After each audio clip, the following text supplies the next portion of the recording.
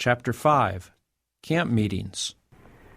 About 8 o'clock on Friday evening, we reached Boston. The next morning, we took the first train to Groveland.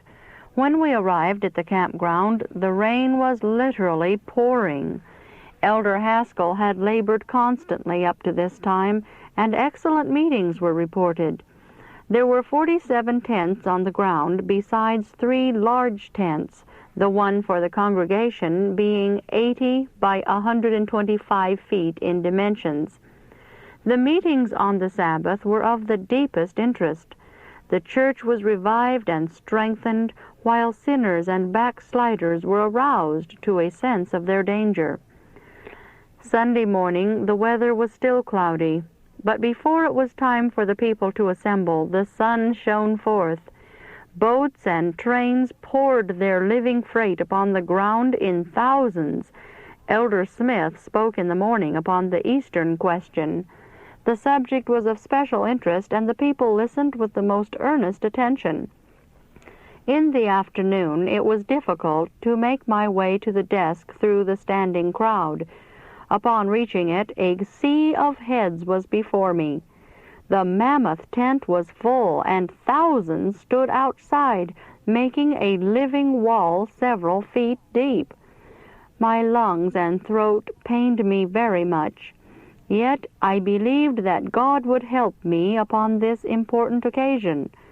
While speaking, my weariness and pain were forgotten as I realized that I was speaking to a people that did not regard my words as idle tales.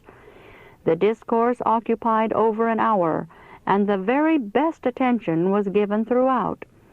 As the closing hymn was being sung, the officers of the Temperance Reform Club of Haverhill solicited me, as on the previous year, to speak before their association on Monday evening. Having an appointment to speak at Danvers, I was obliged to decline the invitation. Monday morning we had a season of prayer in our tent in behalf of my husband. We presented his case to the great physician. It was a precious season. The peace of heaven rested upon us. These words came forcibly to my mind. This is the victory that overcometh the world, even our faith. We all felt the blessing of God resting upon us. We then assembled in the large tent.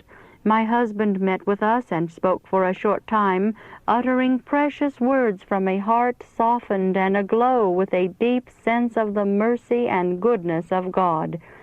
He endeavored to make the believers in the truth realize that it is their privilege to receive the assurance of the grace of God in their hearts, and that the great truths we believe should sanctify the life, ennoble the character, and have a saving influence upon the world. The tearful eyes of the people showed that their hearts were touched and melted by these remarks. We then took up the work where we had left it on the Sabbath, and the morning was spent in special labor for sinners and backsliders, of whom 200 came forward for prayers, ranging in years from the child of 10 to gray-headed men and women. More than a score of these were setting their feet in the way of life for the first time. In the afternoon, 38 persons were baptized, and quite a number delayed baptism until they should return to their homes. Monday evening, in company with Elder Canwright and several others, I took the cars for Danvers. My husband was not able to accompany me. When released from the immediate pressure of the camp meeting, I realized that I was sick and had but little strength. Yet the cars were fast bearing us on to my appointment in Danvers. Here I must stand before entire strangers whose minds had been prejudiced by false reports and wicked slander. I thought that if I could have strength of lungs, clearness of voice, and freedom from pain of heart, I would be very grateful to God. These thoughts and feelings were kept to myself, and in great distress I silently called upon God. I was too weary to arrange my thoughts in connected words, but I felt that I must have help, and asked for it with my whole heart. physical and mental strength I must have if I spoke that night. I said over and over again in my silent prayer, I hang my helpless soul on Thee, O God, my deliverer. Forsake me not in this, the hour of my need. As the time for meeting drew on, my spirit wrestled in an agony of prayer for strength and power from God. While the last hymn was being sung, I went to the stand.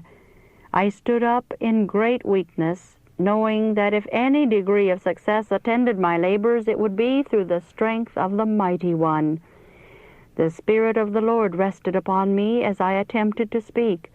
Like a shock of electricity, I felt it upon my heart, and all pain was instantly removed. I had suffered great pain in the nerves centering in the brain. This also was entirely removed. My irritated throat and sore lungs were relieved. My left arm and hand had become nearly useless in consequence of pain in my heart, but natural feeling was now restored. My mind was clear. My soul was full of the light and love of God. Angels of God seemed to be on every side, like a wall of fire. The tent was full, and about 200 persons stood outside the canvas, unable to find room inside. I spoke from the words of Christ in answer to the question of the learned scribe as to which was the great commandment of the law. Thou shalt love the Lord thy God with all thy heart, and with all thy soul, and with all thy mind. Matthew 22:37.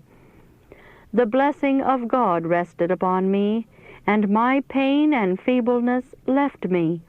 Before me were a people whom I might not meet again until the judgment, and the desire for their salvation led me to speak earnestly and in the fear of God, that I might be free from their blood. Great freedom attended my effort, which occupied 1 hour and 10 minutes. Jesus was my helper, and His name shall have all the glory. The audience was very attentive.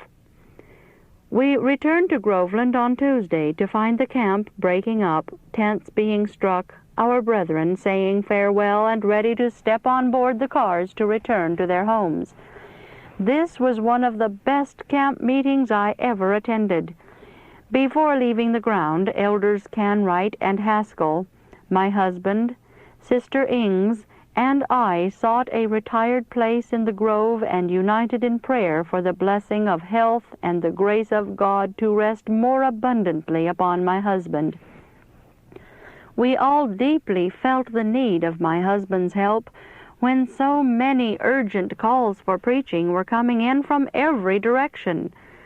This season of prayer was a very precious one, and the sweet peace and joy that settled upon us was our assurance that God heard our petitions.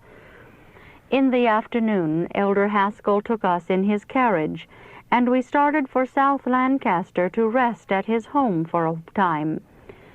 We preferred this way of traveling, thinking it would benefit our health. We had daily conflicts with the powers of darkness, but we did not yield our faith or become in the least discouraged. My husband, because of disease, was desponding, and Satan's temptations seemed to greatly disturb his mind, but we had no thought of being overcome by the enemy. No less than 3 times a day we presented his case to the great physician, who can heal both soul and body. Every season of prayer to us was very precious. On every occasion we had special manifestations of the light and love of God. While pleading with God in my husband's behalf one evening at Brother Haskell's, the Lord seemed to be among us in every deed. It was a season never to be forgotten. The room seemed to be lighted up with the presence of angels. We praised the Lord with our hearts and voices. One blind sister present said, "Is this a vision? Is this heaven?" Our hearts were in such close communion with God that we felt the hallowed hours too sacred to be slept away. We retired to rest, but nearly the entire night was passed in talking and meditating upon the goodness and love of God and in glorifying Him with rejoicing. We decided to travel by private conveyance a part of the way to the Vermont camp meeting, as we thought this would be beneficial to my husband. At noon we would stop by the roadside, kindle a fire, prepare our lunch, and have a season of prayer. These precious hours spent in company with Brother and Sister Haskell, Sister Ings, and Sister Huntley will never be forgotten. Our prayers went up to God all the way from South Lancaster to Vermont. After traveling 3 days, we took the cars and thus completed our journey. This meeting was of special benefit to the cause in Vermont. The Lord gave me strength to speak to the people as often as once each day. I give the following from Elder Uriah Smith's account of the meeting, published in the Review and Herald. Quote, Brother and Sister White and Brother Haskell were at this meeting to the great joy of the brethren.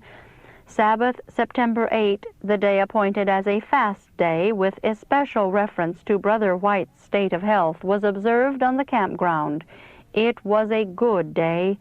There was freedom in prayer, and good tokens that these prayers were not in vain. The blessing of the Lord was with His people in large measure. Sabbath afternoon, Sister White spoke with great freedom and effect. About 100 came forward for prayers, manifesting deep feeling and an earnest purpose to seek the Lord." Unquote. We went directly from Vermont to the New York camp meeting. The Lord gave me great freedom in speaking to the people, but some were not prepared to be benefited by the meeting. They failed to realize their condition and did not seek the Lord earnestly, confessing their backslidings and putting away their sins. One of the great objects of holding camp meetings is that our brethren may feel their danger of being overcharged with the cares of this life. A great loss is sustained when these privileges are not improved. We returned to Michigan and after a few days went to Lansing to attend the camp meeting there, which continued 2 weeks. Here I labored very earnestly and was sustained by the Spirit of the Lord. I was greatly blessed in speaking to the students and in laboring for their salvation. This was a remarkable meeting. The Spirit of God was present from the beginning to the close. As the result of this meeting, 130 were baptized. A large part of these were students from our college. We were rejoiced to see the salvation of God in this meeting. After spending a few weeks in Battle Creek, we decided to cross the plains to California.